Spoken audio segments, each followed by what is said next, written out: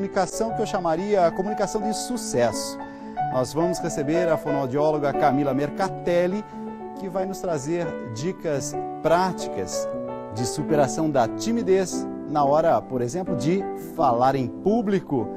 Então, tenha certeza que é o Tribuna Independente trazendo à sua noite conhecimento, variedade, muita informação para você viver melhor o seu dia a dia.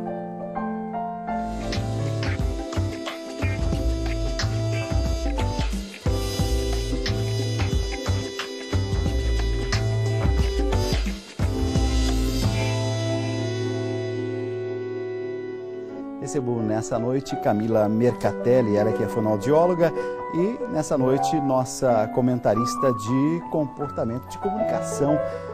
Camila, seja muito bem-vinda ao Tribuna Independente pela Rede Vida e muito boa noite. Boa noite para você, Dalcides, e obrigada pelo convite.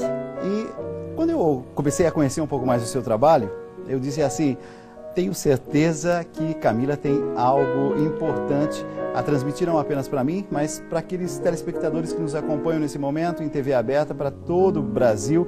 Você pode mandar pergunta para a gente, você pode enviar algum comentário, tirar alguma dúvida.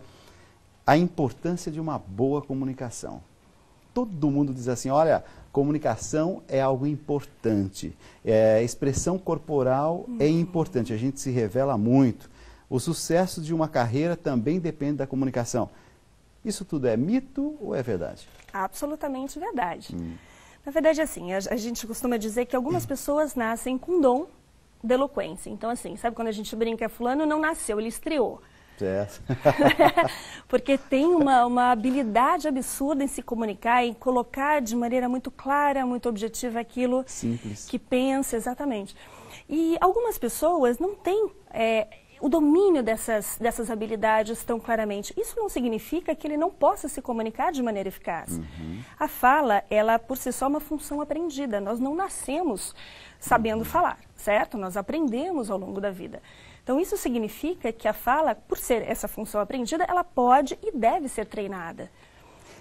Por exemplo, nasci numa família, sei lá, que a comunicação era mais fácil e a comunicação acontecia de uma forma X ou Y.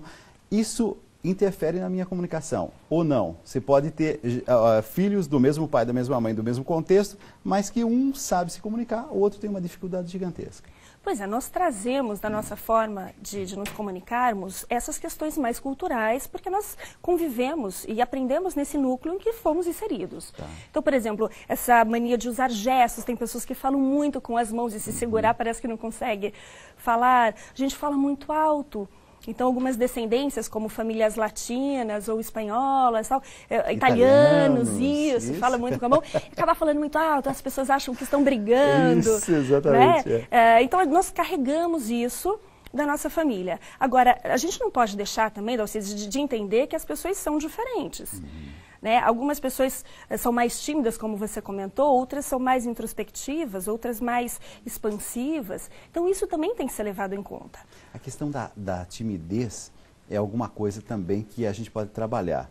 Sim. Eu me lembro, por exemplo, eu tinha 15 anos de idade. A dificuldade que eu tinha, assim, às vezes de me expressar, de falar, ficava muito vermelho. Então, tinha que se colocar diante de um público, eu já ficava vermelho, ficava um pouco sem graça, e todo mundo, ficou vermelho, tomatinho, aquela história toda, né? Bullying, né? Bullying, quer dizer, o bullying mas sempre que não tinha existiu. essa palavra, né? Pois é. A gente só ficava triste, mas não tinha quem recorrer. Não é isso? Ainda bem que hoje nós já sabemos lidar e até prevenir esse tipo de situação. E é muito complicado, por exemplo, algumas pessoas, isso que você diz é extremamente importante. Algumas pessoas travam de determinada maneira na hora de falar em público, de se apresentar para um pequeno grupo, para um grupo até maior, a ponto de desmaiar, de sair correndo. E isso, quando isso vira um sofrimento, é a hora de procurar ajuda. Na verdade, e tem uma mudança significativa no foco do trabalho, vamos supor, da fonoaudiologia nesse quesito de comunicação. Porque eu estou pensando, por exemplo, na psicologia. Isso. Você vai procurar um psicólogo ou um fonoaudiólogo? Eu acho que as duas coisas. A gente tem que entender se isso causa um sofrimento absurdo a ponto da pessoa travar, não começar a suar, a passar mal. A gente tem que entender as causas disso e trabalhar nessa esfera mais emocional. E a parte da fonoaudiologia vai trabalhar as técnicas para você ficar mais confortável, para você dominar aqueles recursos que eu falei anteriormente. colocar uma voz mais segura, passar credibilidade, ter uma articulação mais clara. Praticamente, para quem está em casa hoje, por exemplo, está preocupado que amanhã vai lá para o trabalho, ele já quer começar a usar um pouquinho o que ele está aprendendo aqui nessa noite. Vamos lá. Tem técnicas que podem ser usadas facilmente em casa? Alguém que está nos acompanhando agora pode fazer? Sim, eu acho que assim, a primeira coisa quando você precisa se comunicar, é entender qual é essa situação de comunicação. Então, vamos entender o cenário. Com quem eu vou falar? Conhecer esse meu público, o que eu vou dizer? Muitas vezes você tem uma situação, por exemplo, sabe aquela única chance? Eu sempre encaro as situações de comunicação como se ela fosse uma única chance. Então, por exemplo, Mas isso não deixa mais nervoso ainda? Pois é. É a minha única chance. Nossa, eu já estou suando aqui. Pois é. Mas se você tiver isso na cabeça, você vai entender que você precisa ser objetivo. Então, vamos supor que você está numa situação, você está no elevador e você encontra aquela pessoa importante que você queria muito encontrar para dizer a ela que você tem um projeto específico, você quer se apresentar. Mas você tem aquele tempo do elevador, do térreo ao 5º andar, por exemplo. Não dá para dizer, nossa, hoje está chovendo, que dia feio.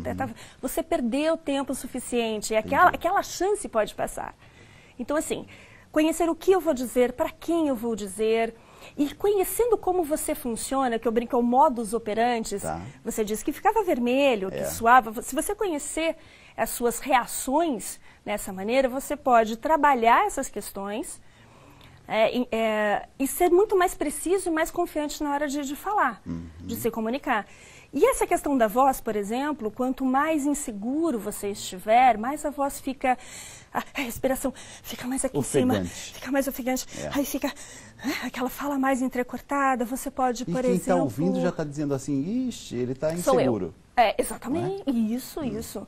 Então, assim, quando nós nos comunicamos, passamos imagens que podem ser positivas ou negativas. Isso vai depender da forma como você se comunica. Certo. O problema a comunicação verbal é aquilo que eu digo, é o meu conteúdo. E a não verbal é o como eu vou dizer. Quando há uma incoerência entre essas duas formas de comunicação, infelizmente, o que prevalece é o como. Entendi.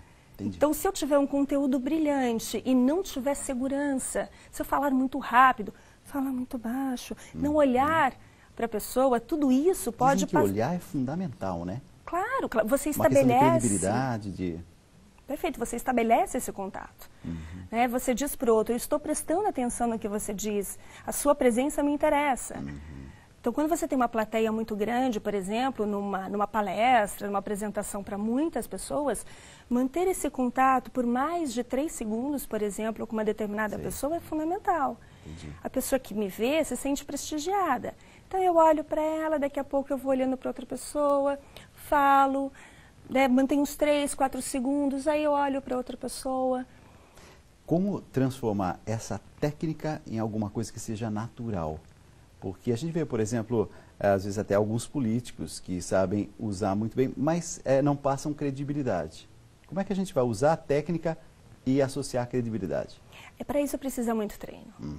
Porque, assim, algumas pessoas utilizam uma modulação na fala, uma modulação de texto decorado. Acima de tudo, você precisa... você vai falar assim, poxa, Camila, mas você tem que ser natural. Em algumas situações, o ser natural, ele acaba prejudicando porque nós não ficamos atentos a algumas questões como cuidado com o vocabulário. As pessoas utilizam... Essa espontaneidade um pouco exagerada, ela pode jogar contra, então? Sim. Você pode, assim, você demora um tempão para construir uma imagem, pouquíssimo tempo para destruir. Entendi. Imagem, na sociedade que a gente vive, acho que assim, é inquestionável que seja fundamental. Uma dica bem concreta, por exemplo, de voz e treino de voz que a gente pode fazer em casa, inclusive para melhorar a dicção, as pessoas nos entenderem com mais clareza. Tem algum exercício? Olha, são duas coisas diferentes. A voz é o som que sai. Então, se eu tenho, por exemplo, uma voz rouca, eu preciso investigar por que eu estou rouco. O que a rouquidão pode passar para outra pessoa? Quem me ouve, por exemplo, vai falar, poxa, ela está cansada, ela está com falta de energia, falta de potência. Então, todo componente da voz, ele tem um significado para o outro. Então não é sair aí já se exercitando. Não. É como academia, não é que você chega lá e já vai utilizando todos os instrumentos. Tem que ter alguém que vai Até porque, Dalcides, até porque a gente está falando de musculatura, prega vocal, que produz a voz, é músculo. Então, se eu, por exemplo, dou um exercício aqui e a pessoa em casa faz errado, ela pode, inclusive, ter uma lesão, provocar uma lesão. Esse exemplo que você utilizou da academia é fantástico, é uma analogia, é a mesma coisa. Agora, a articulação é uma coisa que dá para a gente fazer. Então, o que é a articulação? É a famosa dicção. São os movimentos que eu utilizo com os meus órgãos aqui articuladores para produzir os sons da fala. Então, quanto mais clara e mais objetiva for, mais precisa a minha articulação, melhor vai ser a compreensão da minha fala. Exato. Um dos exercícios é a famosa rolha. Então, pega uma rolha de vinho, coloca entre os dentes, faz a leitura de um texto, alguma coisa. Isso ajuda nessa parte de movimentação de lábio. Entendi. Eu, particularmente, gosto muito de trabalhar com a sobrearticulação. Então, o que é isso? Uma articulação exagerada. Óbvio que a pessoa não vai ficar falando desse jeito. Diante dos outros, mas diante do espelho pode. Pode, até porque você não vai rir de você mesmo e sim, rir divirta-se também. Porque, não é, porque pode ser uma coisa gostosa, pode ser divertido. O tempo está assim, esgotado, mas eu estou recebendo aqui uma informação que tem perguntas de telespectadores. Opa! Então vamos perguntar aqui ao nosso Paulo. Paulo, muito boa noite. Boa noite, Dalcides. Boa noite, doutora. Temos perguntas aqui, sim. Uma pergunta que eu separo da Laís, de Presidente Venceslau, aqui no interior de São Paulo. Ela está perguntando, mas para se comunicar de maneira eficiente, é vital, essencial que a pessoa tenha um pleno conhecimento da língua portuguesa no estilo formal dela? Olha, isso depende. Laís, né? Oi, Laís, obrigada pela pergunta. Eu acho que isso depende muito do público que você vai, para quem você vai falar. Então, por exemplo, se você vai falar com um público mais jovem, você pode ser mais descontraída, você pode, de repente, utilizar uma gíria, porque você estabelece uma empatia com o seu público. Se são pessoas mais formais, aí sim, eu acho que a formalidade vale a pena. Evitar palavras como tipo, né, ok, dependendo da situação, porque são palavras vazias ou são barreiras verbais que podem atrapalhar esse processo de comunicação. E esse tipo, por exemplo, é uma palavra que fica na cabeça, ela não tem muita função. Nossa, o tipo assim, eu quero morrer. Qual a função do tipo assim? Conta pra mim. Tipo assim, né? E a garotada fala muito. Hoje eu atendi uma criança, eu acho que de 15 palavras que ele me disse, 13 eram um tipo. Eu falei, vamos contar, né? Ele começou a falar, nossa, Fone, eu falo muito tipo, ela tá vendo? E não percebe. Então, assim, ter essa percepção de como você se comunica é fundamental. Camila, você vai ter que voltar. A gente pode outras vezes dar continuidade a esse assunto? Claro, com o maior prazer. Então, você que é telespectador da Rede Vida e que já mandou suas perguntas, a gente só conseguiu responder uma pergunta nessa noite, mas a Camila Mercatelli, que é fonoaudióloga, vai voltar para a gente continuar essa conversa, porque eu tenho certeza que isso vai nos ajudar no dia a dia a resolver questões práticas. Uma comunicação ruim, ela acaba gerando tantas dificuldades e problemas, inclusive nos relacionamentos. Hein? Sim, na vida pessoal, na vida profissional, aquela coisa de eu disse isso, mas eu quis dizer pronto. Já deu ruído na comunicação, problema. Isso Nossa Senhora. É o caos. Olha, obrigado mesmo. Eu que agradeço. Eu queria dizer para você que a nossa preocupação aqui, é claro que é com saúde, a nossa preocupação aqui é em ajudar você a pensar sobre assuntos que fazem parte da sua vida. A nossa preocupação aqui é com a sua comunicação, é você vencer na vida, inclusive é o tema do programa de hoje, mas para isso a gente tem que estar bem.